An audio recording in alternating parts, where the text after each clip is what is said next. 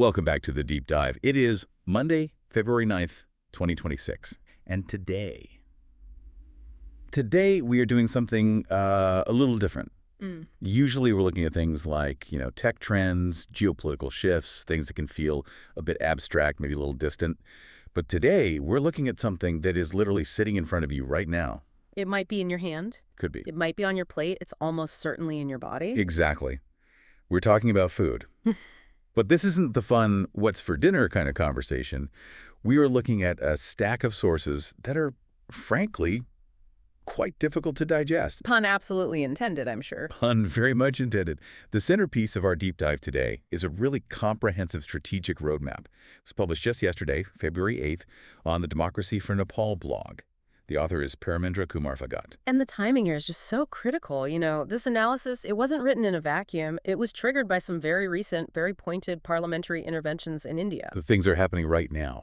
Exactly. The curtain has effectively been pulled back on the country's food safety crisis. And, well, what was revealed wasn't pretty, to put it mildly. Right. But what I really love about this specific source material, what makes it perfect for a deep dive, is that it isn't just a list of complaints. We have plenty of those. Oh, yeah, we've all seen the headlines. We've all seen the headlines. This is different. This is a technical, architectural roadmap.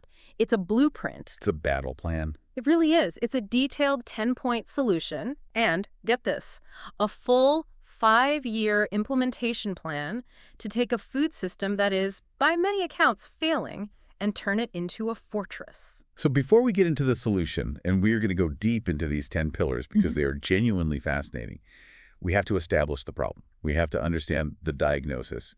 And the source uses a phrase that I think just anchors this entire discussion. Slow poison. Slow poison. That is absolutely the key concept. When we think about food safety, we usually think of a scandal, an event. Like an outbreak. An outbreak. Right. Someone eats some bad shellfish, a few dozen people get sick, it hits the news cycle for a day or two, there's a recall, and then it's over in 48 hours. That's an acute crisis. But the argument here, the core of this analysis, is that India's crisis is not acute, it is chronic.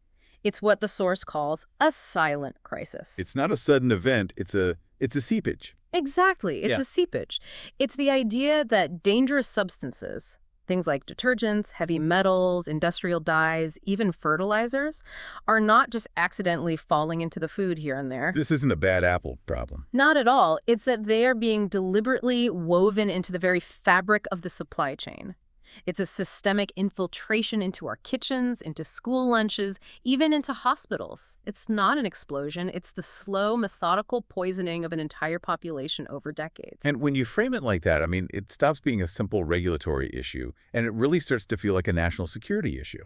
It absolutely is. What is more fundamental to a nation's security than the health of its people? And to really understand why this is happening, why it's so systemic, we have to learn a new term.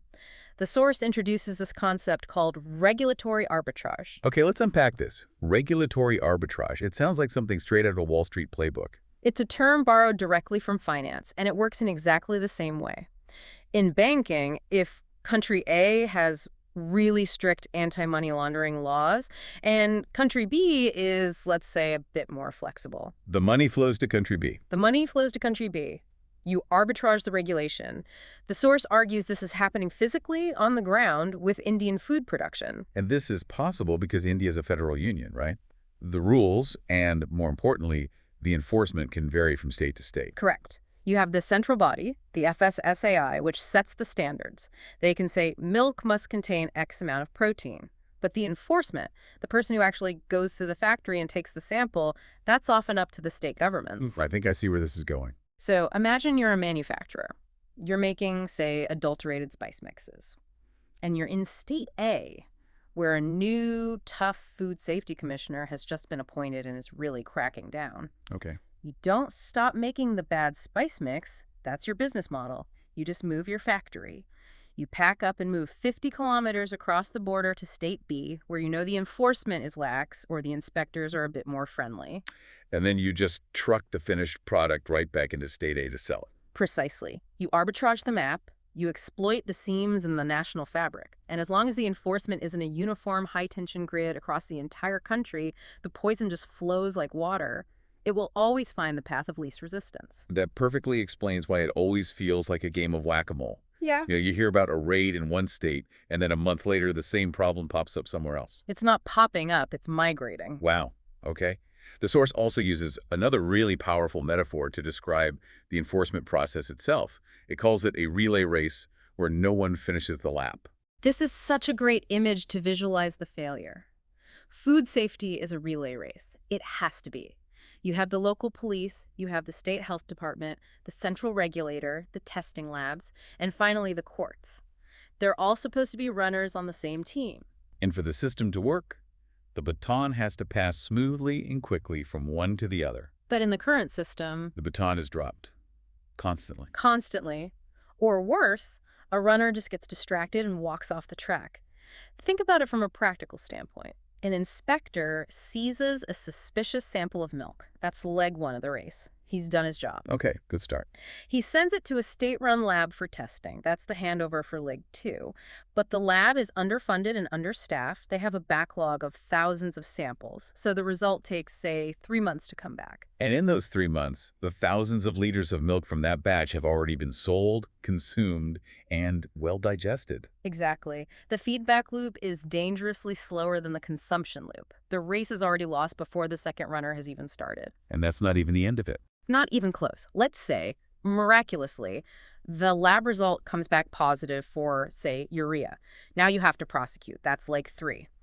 But the food safety officer who collected the sample might not have the power to file a charge sheet himself. He has to hand the baton to someone else. He has to go to the local police. But the police are dealing with murders, robberies, urgent physical crimes. They don't see adulterated milk as a priority. So the file sits on a desk, the baton hits the ground, the race never ever finishes. And that systemic failure, that dropping of the baton, it leads directly to what the source calls predictable rituals.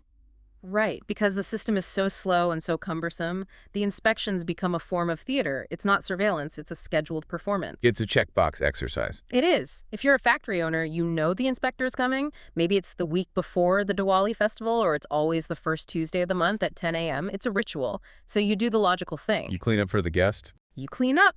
You hide the adulterants. You put out the special clean batch for testing. You serve the inspector some nice tea. He signs the paper. And everyone goes home happy. It provides the illusion of safety without any of the reality. Okay, so the system is broken. Let's talk specifics. The source lists some of the common adulterants, and they are just visceral. We touched on urea in milk. Why on earth would someone put fertilizer in milk? It's actually a form of sophisticated low-tech chemistry. See, most basic milk testing, the kind done at collection centers, doesn't actually count protein molecules. That's too complex. So what does it do? It measures nitrogen levels as a proxy for protein because protein is rich in nitrogen. So if you're a dishonest dairy operator, your first step is to water down milk to double or triple your volume. Okay, but that would dilute the protein and the test would catch it. Exactly. The nitrogen reading would plummet. So to fool the test, you throw in some cheap nitrogen-rich fertilizer. The urea spikes the nitrogen reading back up to normal, and you've just hacked the test. You've turned water and chemicals into profit. You're literally hacking the chemistry set of our food. You are. The source calls it chemistry as a weapon. Another one mentioned that's just chilling is formalin. Wait, formalin, that's formaldehyde. For preserving biological specimens. Yeah. For embalming bodies. The very same. But in the food black market, it's considered a miracle preservative, especially for fish. How's it used? A fisherman catches a boatload of fish. To keep it looking fresh for days without needing ice, which is expensive, he just dips the fish in a solution of formalin. It prevents decay. It keeps the fish looking firm and fresh, the gills pink. My God. But it's a potent carcinogen, so you, the consumer, are literally eating embalming fluid so that a middleman in the supply chain can save a bit of money on ice. That is the slow poison right there, in a single example. That's it. Okay, that is a truly terrifying diagnosis of the problem. Systemic, calculated, and invisible. But, as we said, the mission of this deep dive is not just to list the horrors, it's about the solution. The source lays out this incredibly detailed 10 pillars of reform roadmap. This is the blueprint for the fix. So let's walk through these pillars one by one. Let's do it. This is the constructive part. Pillar 1, a National Food Safety Authority with real teeth. Now, we already have the FSSAI, the Food Safety and Standards Authority of India. What's the difference here? What do real teeth look like? The difference fundamentally is about power and independence. The Got it. central critique in the source is that the current body is too dependent on the state apparatus. It has to ask for permission too often. It has the standards, but not the stick. Precisely. The proposal is to build a new, or more likely, a radically empowered version of the FSSAI, a body modeled on the US FDA, but specifically the modern post-2011 FDA that emerged after their own series of crises. So what does that mean in practice? What powers does it need? It means it needs its own arms and legs. The source is very clear on this. It needs its own investigation wing with officers who have police powers, and it needs its own prosecution wing with dedicated lawyers. So it doesn't have to go beg the local police to make an arrest or file a case. Exactly. It can investigate, arrest, and prosecute all under one roof. It shouldn't have to ask a state ministry for permission to inspect a factory that might be owned by a politically connected person. It needs to be, as the source puts it, the nervous system of the entire food ecosystem, sensing threats and reacting instantly without needing permission. So it's about centralized power to cut through that state-level bureaucracy and the arbitrage problem. Yes, a semi-sovereign regulator that answers only to a single mandate: public health. Okay, that's a strong start. Pillar 2 falls directly from that. One nation, one standard. This goes right back to that arbitrage problem we discussed. Correct. You can't have a national authority enforcing a patchwork of different state-level rules. This pillar is about closing that arbitrage loop for good. You have uniform standards, uniform testing protocols, and uniform penalties nationwide. But the source gets more specific here, doesn't it? It's not just about general standards. No, and this is critical. It calls for explicit, legally binding limits on the nasty stuff we just talked about. Urea, oxytocin, formalin. Exactly. Artificial dyes like methanol yellow. The proposal is to set a maximum permissible limit for some and a zero tolerance limit for others, like formalin. Why do you need those specific limits? Can't the law just say, don't put poison in food? Because in a court of law, ambiguity is the defense lawyer's best friend. If the law says food must be safe, that's a philosophical debate, what is safe? But if the law says the level of lead in turmeric powder must not exceed 2.5 parts per million, that is a binary scientific fact. It's either above or it's below. It's much, much easier to prosecute. It makes it black and white. It does. And this pillar also proposes mandatory certification for high-risk categories. Think milk, edible oils, spices, and infant formula. No more selling loose, unverified oil from a giant drum that could be anything. Every package has to be certified and traceable. Okay, Pillar 3 is where it gets really interesting for me. Intelligent inspections. This is the move away from those predictable rituals. This is all about using data to become proactive instead of reactive. It's about shifting from being a traffic cop who just stands on one corner to being an air traffic control system that sees the whole sky. So instead of randomly checking a few factories, you're using risk-based targeting. How does that actually work in practice? You build a data model. You pull in all sorts of information. Let's take that milk example again. Your system sees official production data showing that milk output in a certain district has mysteriously doubled during the peak of the dry season. Which is biologically impossible. Cows produce less milk in the heat of the dry season, not more. Precisely. So that's a massive flashing red siren in the data. It's a statistical anomaly that almost certainly points to mass adulteration. They're stretching the milk with water and chemicals. So the intelligence system flags this. And it immediately dispatches a swarm of inspectors to that specific district, not randomly, but with a targeted mission. You go there, you test everything, you find the source. You're hunting with a rifle, not a shotgun. And the source mentions third-party auditors here as well. How does that fit in? This is a practical solution to the problem of scale. The government simply can't hire 1 million inspectors. It's too expensive and would create a bloated bureaucracy. Sure. So you create a system where you accredit private labs and private auditing firms, you train them, you certify them, and you hold them to an incredibly high standard. They effectively become deputies of the state. So they can conduct inspections on behalf of the government. Yes. It massively expands the eyes and ears of the state without putting everyone on the government payroll. But isn't that risky? Couldn't those private auditors just take bribes? It is a risk, a huge one. And that's why the oversight of the auditors themselves has to be ruthless. You audit the auditors, you do surprise checks on them. If a private lab is caught faking a report, its license is revoked forever and the owners face jail time. It has to be a high-trust, high-penalty system. The source calls this whole approach a shift from checkpoints to random blood tests for the food system. I like that phrasing. Constant, intelligent vigilance. Yeah. Now, Pillar 4 takes that eyes and ears concept and expands it exponentially. Yeah. Digital whistleblowing. This is about turning citizens into sensors. This is my favorite part of the entire roadmap because it leverages India's single biggest asset, its population. You have 1.4 billion people. What if you could turn a fraction of them into food safety watchdogs? So we're a smartphone app. Exactly. A national standardized app. You're in your kitchen. You notice your turmeric is staining the plate a bright, unnatural pink. Or you open a carton of milk and it smells faintly of chemicals. But you snap a photo, maybe a video. Yeah. You upload the location and the product details. And you report it. Yeah. But we've all seen how these things can go. You know, people could spam the system, or rival businesses could use it to harass each other with fake reports. That's a very valid concern, and the source has a clever solution. It suggests linking the reporting system, optionally, to India's digital identity infrastructure, like Aadhaar or UPI. So you can be anonymous to the public, but the system knows you're a real person. Right. That immediately cuts down on the spam and the bots. But the real game changer here, the thing that makes this work, is not the tech. It's the economic model. What do you mean by that? You have to change the incentives. The source proposes cash rewards.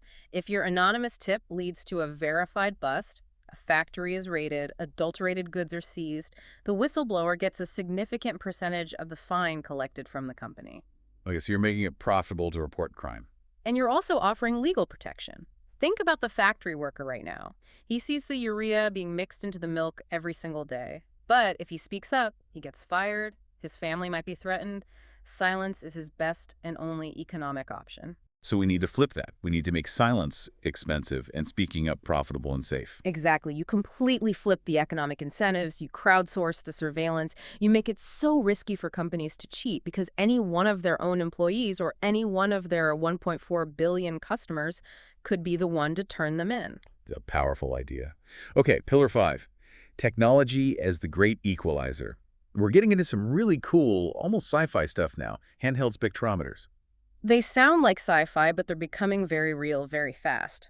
Historically, a spectrometer was a massive room-sized machine you'd only find in a university chemistry department. Right. But because of miniaturization and the power of AI, they can now be built into devices the size of a smartphone. How do they even work? It's based on light. Every chemical element, every compound reflects light in a unique way. It has a unique light signature, like a fingerprint. A spectrometer shines a specific wavelength of light onto a substance, a sensor reads the reflection, and an AI model on the device instantly compares that signature to a library of known substances. So an inspector, or eventually even a consumer, could just point a device at a block of paneer cheese or a bottle of ghee in a shop. And the screen would flash, composition, 95% milk fat, 5% starch, or warning, composition, 60% vegetable oil, 10% chalk dust, 30% unknown. You can't lie to a spectrometer. You can't. Adulteration has always relied on visual deception, making something look right, feel right. This kind of technology strips away that visual lie and reveals the absolute chemical truth in seconds. The source says opacity is the enemy, and this is a floodlight. The source also mentions blockchain here. Now, I have to admit, I feel like we hear blockchain as a solution for everything. Yeah. Does it actually have a practical application for something like spices? It does, and it's a very specific one, ensuring traceability. The key is to think of blockchain not as cryptocurrency, but as a shared digital notary book that cannot be erased or altered by any single person. Okay, so how does that work for, say, a packet of chili powder? Imagine a batch of chilies leaves a specific, certified organic farm in Andhra Pradesh. At that moment, it gets a digital stamp on the blockchain. Batch 7A from Farm XYZ harvested Feb 9, 2026. When it arrives at the grinding facility, it gets another stamp. Arrived at Grinder ABC Feb 10. When it's packaged, another stamp. At every single step of the supply chain, an unerasable entry is made. So when I'm in the supermarket, I can scan the QR code on the final packet. And your phone shows you the entire verified journey. Crucially, a dishonest middleman can't go back and fake the records later because the blockchain is immutable. It's about creating what the source calls verifiable truth, not just aspirational trust. Verifiable truth. I really like that phrase. It sets a very high standard. Okay, that leads us to Pillar 6, deterrence making crime irrational. This is the punishment side of the equation. And it's a huge piece of the puzzle. The source argues that right now, the calculation for an adulterator in India is rational. The potential profit is enormous, and the risk of getting caught is low. And even if you do get caught, the punishment is often just a small fine. It's just a cost of doing business. You factor it into your budget. You do. You might have to pay a bribe, you might pay a fine, and then you just restart the factory next week. The math works out in your favor. So how do we change that? How do we make the crime irrational? The source proposes a radical but necessary shift in mindset. We have to stop treating food adulteration as a simple case of commercial fraud. We need to reclassify it as what it is: assault on public health. Or, as the source so vividly puts it, violence by chemistry. Wow. Violence by chemistry. Yeah. That puts it in the same legal category as a physical assault. It's not just cheating someone out of money. It's causing bodily harm. It is. And that classification implies much, much harsher penalties. We're talking about significant mandatory prison terms, not just a fine.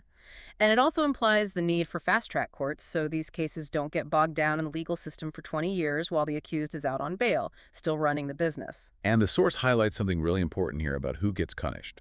Corporate liability. Yes. This is about stopping the practice of scapegoating. Too often, when a factory is raided, the only person arrested is the low-level mixer on the factory floor or the truck driver. The person making minimum wage. Right. The proposal here is to go up the chain of command, hold the CEO, the board of directors, and the company itself criminally liable. If the profit from the crime flows all the way to the top, then the handcuffs should too. That is the only thing that will change the conversation in the boardroom. That makes perfect sense. Okay, Pillar 7 is mass awareness. This is about tackling the problem from the demand side, not just the supply side. Exactly. You have to arm the public with knowledge. You have to teach people what safe food looks like and what to look out for.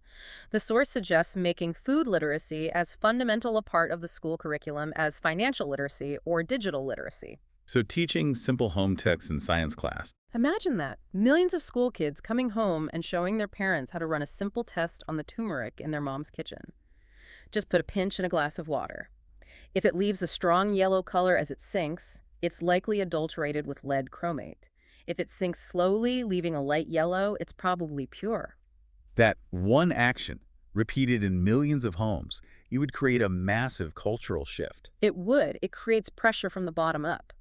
The source also talks about using social media influencers and mainstream media to spread these simple detection methods. You make it common knowledge. You empower the consumer to be the first line of defense. Pillar 8 is rewarding the honest. This feels really important to me because it acknowledges that not everyone in the food chain is a criminal mastermind. Some people are just desperate. That's the nuance that's often missing from this conversation. A small farmer might use a banned, cheaper pesticide because if he doesn't, he could lose his entire crop and his family would starve. He's not evil. He's squeezed by razor-thin margins. So you can't just punish your way out of the problem? You can't. You also have to create positive incentives. You have to make it economically advantageous to be honest and produce safe food. How do you do that? The roadmap suggests a few key mechanisms. Tax incentives for producers who get the highest safety certifications, easier access to credit, and loans for upgrading their equipment. But here is the big one: government procurement. Right. The government is by far the biggest single buyer of food in the country. The biggest. Think about it. Midday meals for millions of school children. Food for hospitals, for the railways, for the entire military. The government buys massive, massive amounts of food every single day. So if the government creates a policy that says it will only buy its food supplies from certified safe producers, and it will pay a fair, slightly premium price for that guaranteed safety, you instantly create a massive, stable, and profitable market for honest businesses. You use the power of the state's wallet to shape the entire market. That's smart. You're creating a powerful pull factor towards quality. Okay, just 2 pillars left. Pillar 9, guarding the borders. This is a recognition that food is now a completely globalized system. Many of the spices, additives, and oils used in India are imported. So the poison could be coming from outside. It absolutely could be. So we need to apply the same level of rigorous, intelligent inspection to imported ingredients as we do to domestic production. We also need to fully align India's standards with global benchmarks like the Codex Alimentarius. Can you explain what that is? Codex Alimentarius? It translates to food code. It's basically the global Bible of food safety standards, jointly established by the World Health Organization and the Food and Agriculture Organization of the UN. It's the set of rules that governs international food trade. By fully aligning with it, you ensure that what comes into India is safe, and it also makes it easier for India's honest producers to export their goods globally. It's about being part of the global quality club. It is. And finally, Pillar 10, investing in innovation. This is the forward-looking part. Right. The idea is don't just police the bad, actively invent the good. Let's fund research into natural plant-based preservatives so that fishermen don't even have the temptation to use formalin. Let's develop biofortified crops that are naturally more resistant to pests so farmers need fewer pesticides. So the goal is for India not just to catch up to global standards, but to become a global leader in food safety innovation itself. That's the ultimate vision, to turn this crisis into an opportunity to build a world-class system. So those are the 10 pillars. I mean, it is incredibly comprehensive. It's a full-spectrum plan, but a list of good ideas is just a wish list without a concrete plan for execution. And the source actually provides that. It breaks this all down into a 5-year implementation plan, running from mid-2026 to 2031. And this is where the rubber really meets the road. It provides a timeline, a budget, and clear goals. The total estimated budget is around 10,000 to 15,000 crore, and the stated goal is a 50% reduction in major adulteration incidents by 2031. Okay, so let's look at the phases. Phase 1, short term. The next 6 to 12 months, basically the rest of 2026, what's the absolute first priority? Two things: legislative action and a dedicated funding mechanism. You have to amend the existing Food Safety and Standards Act to give the national authority those teeth we talked about. And you can't do any of this for free. Right, the budget. Where does that here 15,000 crore come from? The plan proposes a very specific dedicated funding stream, a 2% cess, which is a special purpose tax on all food import duties. So a small tax on imported food products that goes directly into a protected pot just for food safety initiatives. Exactly. It creates a ring-fence budget.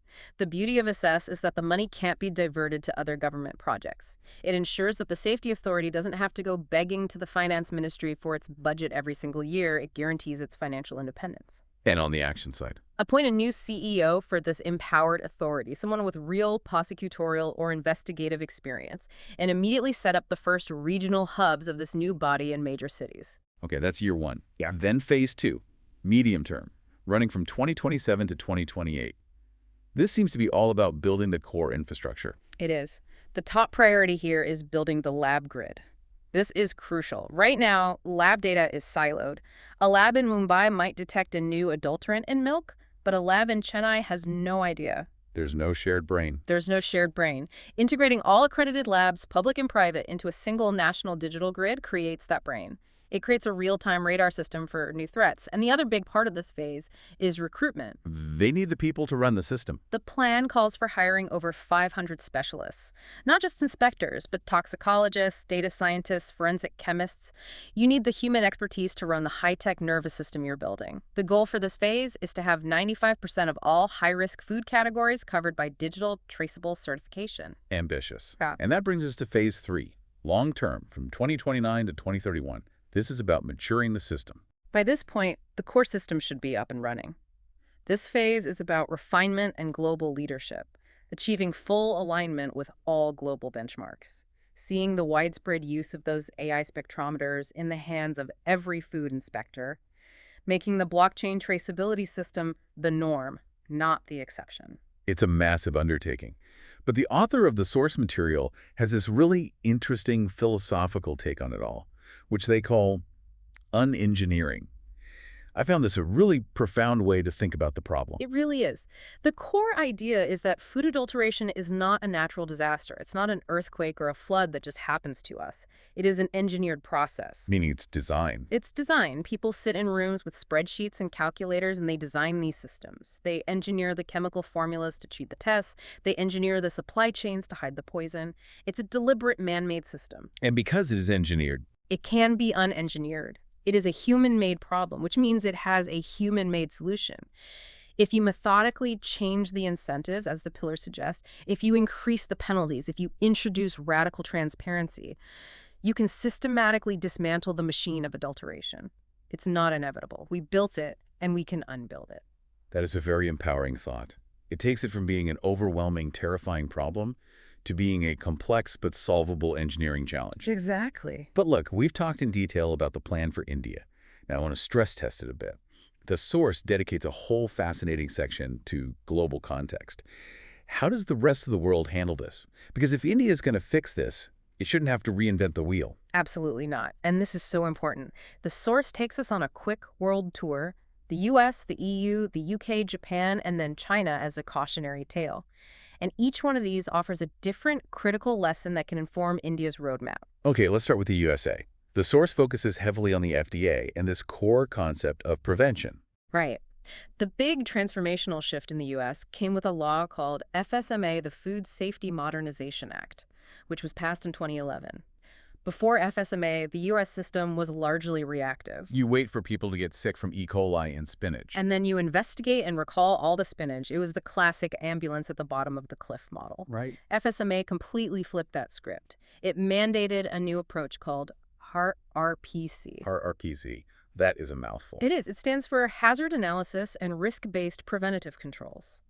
But the concept is actually very simple. It says to every food manufacturer, you must have a written plan that proves to us you have analyzed all the potential hazards in your process and that you have implemented controls to prevent them from happening in the first place. So you don't just test the final product. You have to prove you're controlling the entire process from start to finish. Precisely. The burden of proof shifts to the company to prove their process is safe rather than on the regulator to prove the final product is unsafe.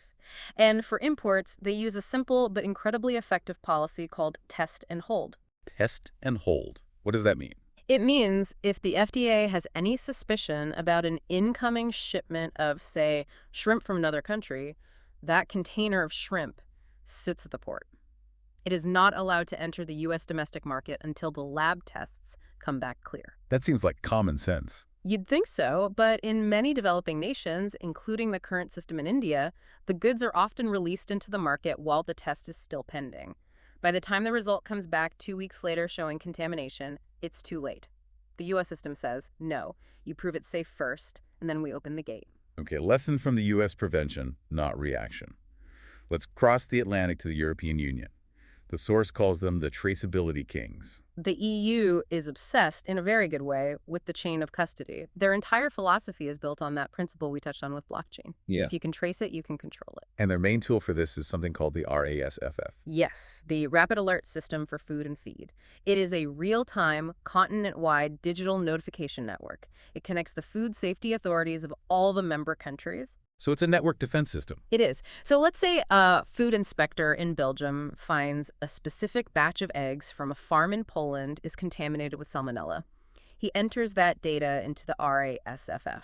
And what happens? Instantly, an alert, a digital ping, goes out to the authorities in France, Germany, Spain, everywhere.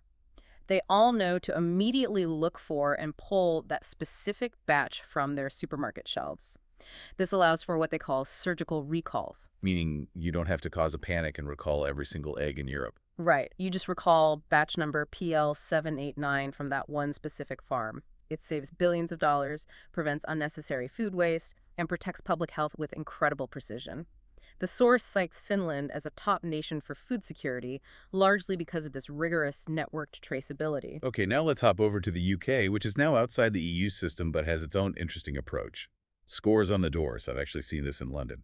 Those green stickers with numbers in restaurant windows. It is a brilliantly simple piece of behavioral economics. It's transparency as a weapon.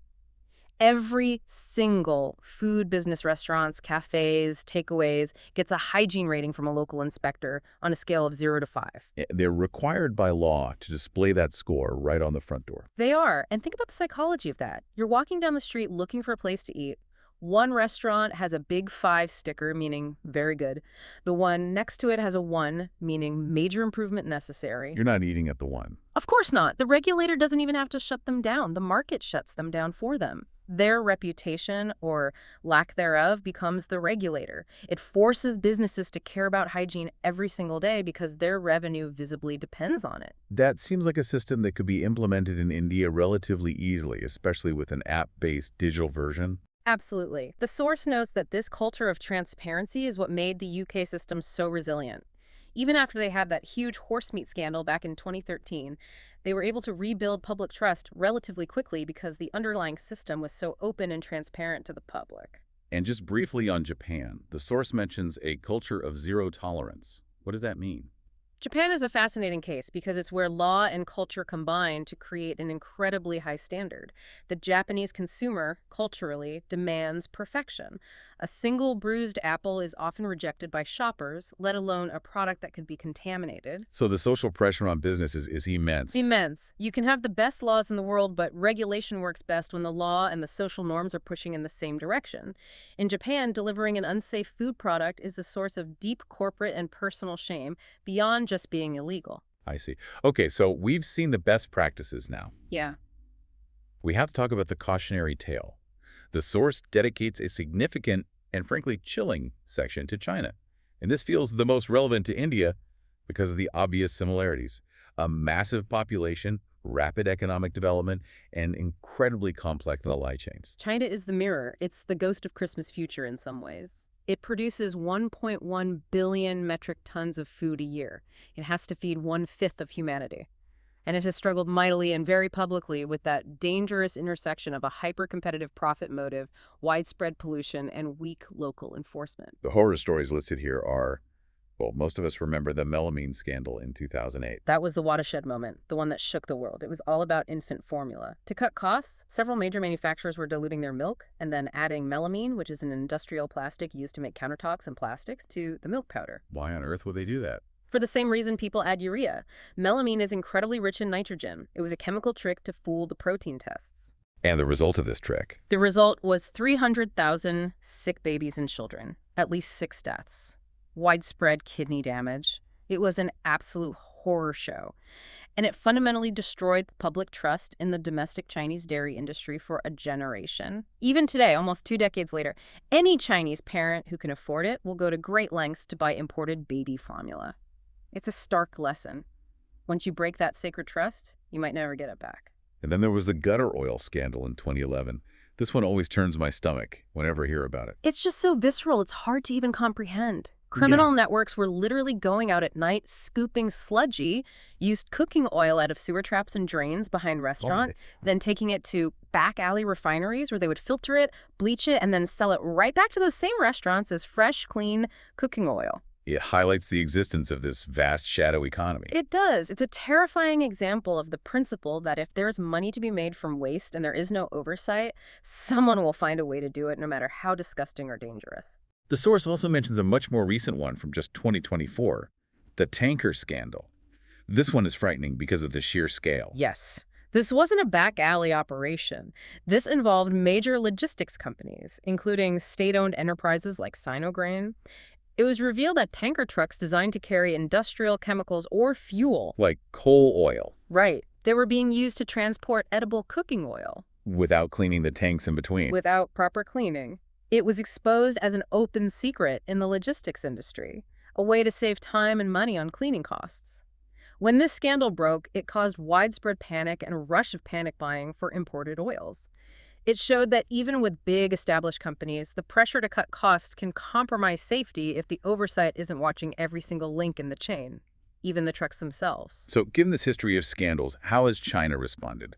The source describes their approach as draconian and digital. After years of struggling, China's central government seems to have shifted to a zero-tolerance policy, especially post-2023. The penalties now are unbelievably severe. We're talking about life imprisonment for the most egregious food safety violations. Life in prison for food adulteration. That's a powerful deterrent. It is. They are not messing around anymore. And they're embracing digital tools in a big way, using social media to track down rumors, encouraging netizens and whistleblowers to act as informal enforcement.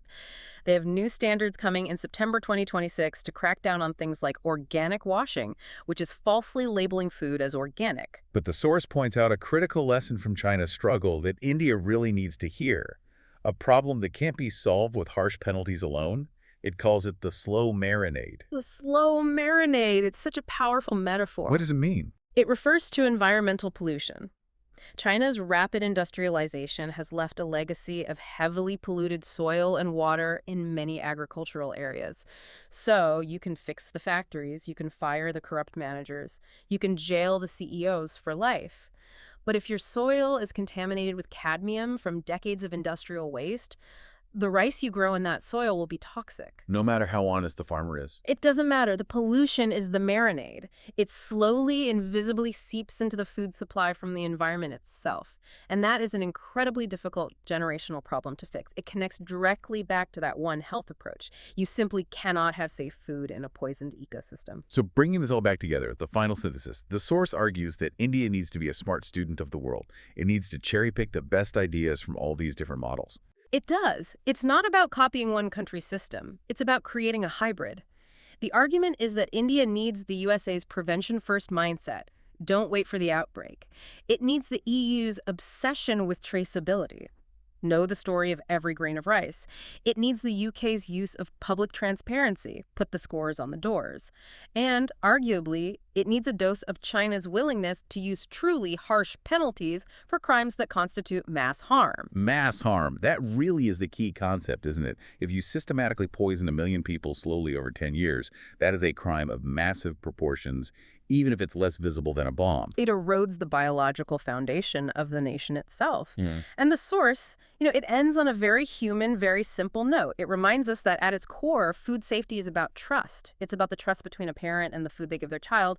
And the ultimate goal is just so simple and so fundamental, no Indian should have to fear their next meal. It sounds so basic, but as we've just spent the last hour discussing, achieving that basic right requires this massive 10-point architectural overhaul of the entire system.